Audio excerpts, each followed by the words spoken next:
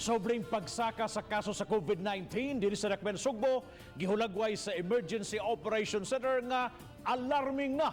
Sa report nga gipagawa sa OCTA Research, nakasinati karon ang Cebu City og worst COVID surge. Subsub karon ang pagpangita og dugang medical personnel. Ani ang report. Giulagway sa Emergency Operation Center sa Dakbayan, Sugbo nga sobra pa sa alarming ang kahimtang karon sa COVID-19 sa Dakbayan. Suma ni Konsel Joel Garganera nga mao pa lang ang pagsugod sa third surge sa Cebu City. Apan hilabihan na kadaghan ang nataptan sa virus ug ang gidaghanon sa mga namatay.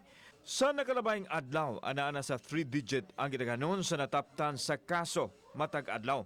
Kagahapong adlaw lang nakatala og 208 ka bagong kaso ang syudad ug misumada na sa 3,316 ang active cases. Ana sa 22.37% ang positivity rate kung itandi sa 5% sa WHO threshold. Mortalities are high. So, what else? No? We expect the worst. And in fact, we just started. Figures already will never lie. Only liars cannot figure. So, as we are seeing the whole thing, we will definitely be aggressive. Gikabalakan karon ang kuwang nga mga isolation ug healthcare facilities sa Dakbayan. Tungod kay puno-puno naman ang CCQC ug ang 7 ka mga isolation facilities gibuksan na sa Cebu City.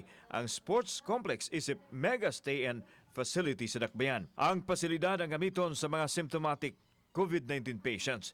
Miabot na usab sa 69.5% ang bed occupancy sa mga public ug private hospitals nga lapas na sa critical level. Dugang ni Garganera nga bisan naapay mga available beds apan dili kini magamit kay kuwang ang mga medical personnel. Kaning 296 nga unoccupied beds, wa ni siya ma-occupy kay wa man tay medical personnel. Subay nini, nangita karon og 200 ka nurse ug doktor ang Dakbayan.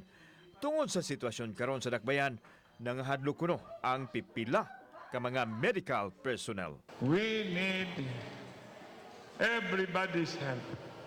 Dili kay mutanaw lang ang uban, pasagdan lang ang IOC, dili na mahimo nako. Kauban si Cleofer Lumayag, ako si Alan Domingo. Balitang Bisdak.